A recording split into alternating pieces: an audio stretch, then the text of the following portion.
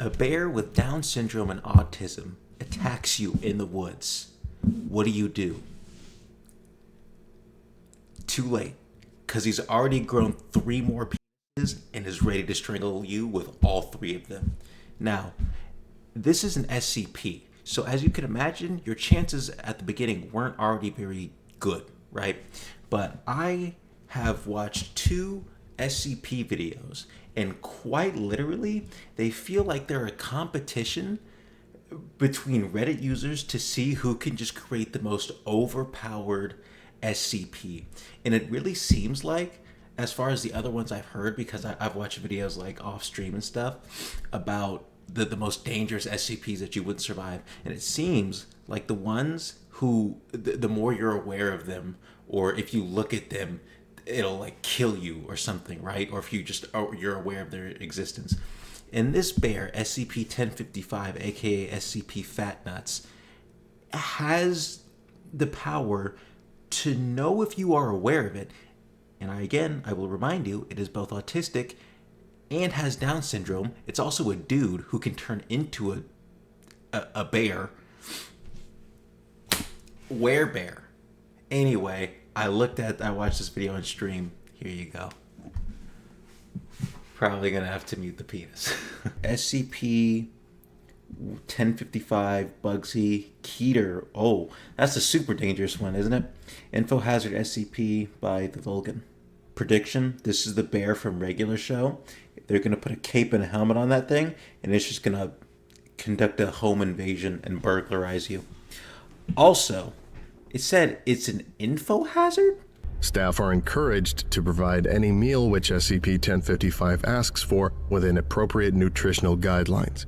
If current supplies do not meet requirements, substitutions of pasta or sugary cereals are commonly accepted. I'm sorry, did you say the bear asked for food? He's capable of asking you for things? SCP-1055 may vocalize unhappiness or deliver warnings on behalf of this object. Any requests concerning this object must be met by all possible means available. Just holding the bear up to his ear? Yeah. Okay, guys, that Honey Nut Cheerios thing, yeah, let's put that to the side. Is there a children's hospital within a nearby 50-meter radius? If so, we're going to want to evacuate that, all right? That's just what he said. In the event of catastrophe, staff are to evacuate and flood the living quarters with nitrous oxide. Under no circumstances is any physical harm to be done to SCP-1055, even and especially if it becomes hostile. Additional information. Delete or destroy after reading as per a... If the bear tries to kill you, you are not allowed to use violent means back. Your job is to just... Well, have you seen the Revenant before? That's part of the training tapes at Goodyear. You got to watch your TAA safety and how to put on a tire, how to clean the studs and all that, oil the nuts up and all that. At the SCP Foundation, you just watch Leonardo DiCaprio get brutalized by a bear in the Revenant, and that's your training. And then they just send you into the field. All right, someone just ripped it on a motorcycle. And also, you're not allowed to harm it. Is flooding its living quarters with nitrous... Okay, let's do some research really quickly. If you take too much nitrous oxide, you risk falling unconscious and or suffocating from the lack of oxygen. People have died this way. Dizziness, which might make you act carelessly or dangerously, such as fighting a bear. Heavy, regular use of nitrous oxide can lead to a deficiency of vitamin B12 and to a form of anemia. Okay. I'm not really too worried about the vitamins, I'd say. I'm more worried about the suffocation and death. Is formerly Michael Schroeder of Douglas, Wyoming. He is a Caucasian male, 6 foot 4 inches tall and 280 pounds, 29 years of age, and suffers from autistic spectrum disorder and Down syndrome. SCP-1055 may be addressed as 1055, Mikey, or any nickname which he suggests.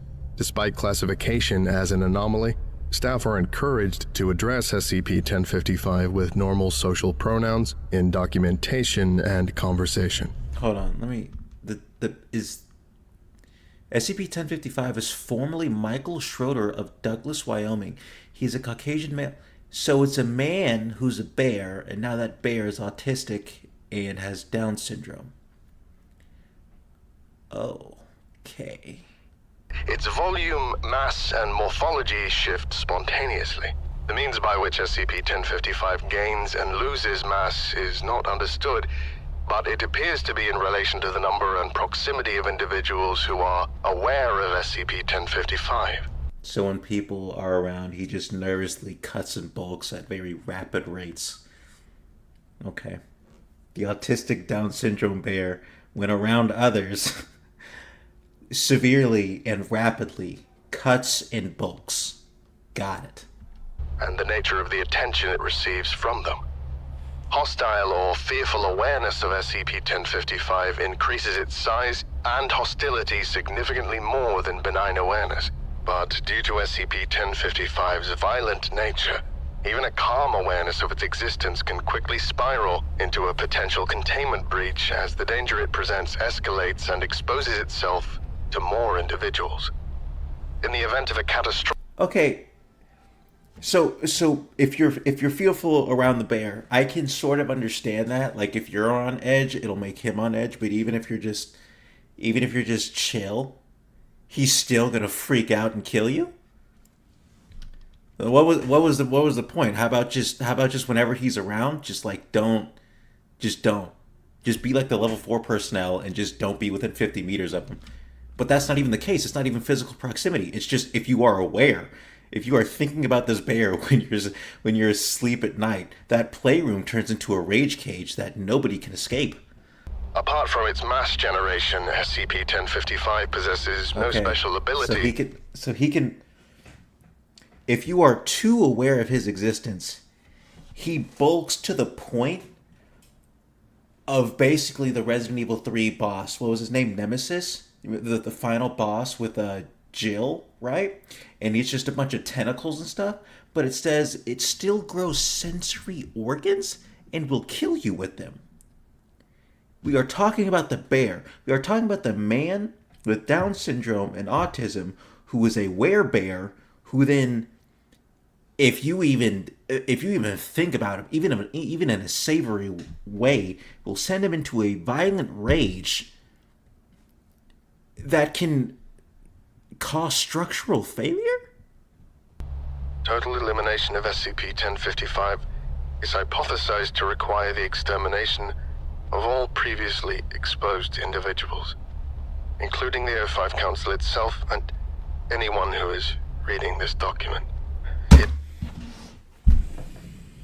Oh my god. I'm a fool. As of becoming aware of this thing's existence, at least 5 scientists died, and the homeless shelter is currently being overwhelmed by a halo gravemind mass of just sensory organs and violent will. It's not even capable of moving right now, and there's a CIA black team moving across the street to establish a sniper position right now. And you know what? I can't even warn anybody who's watching or who will watch.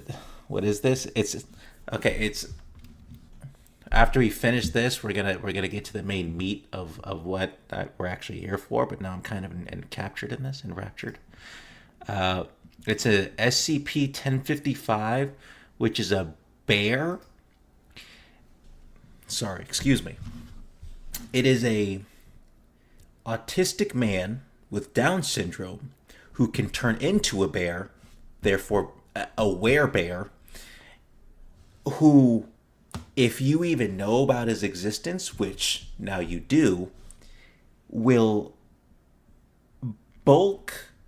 I use bulk lightly. He will grow violently at a rate which exceeds the natural flow of equilibrium.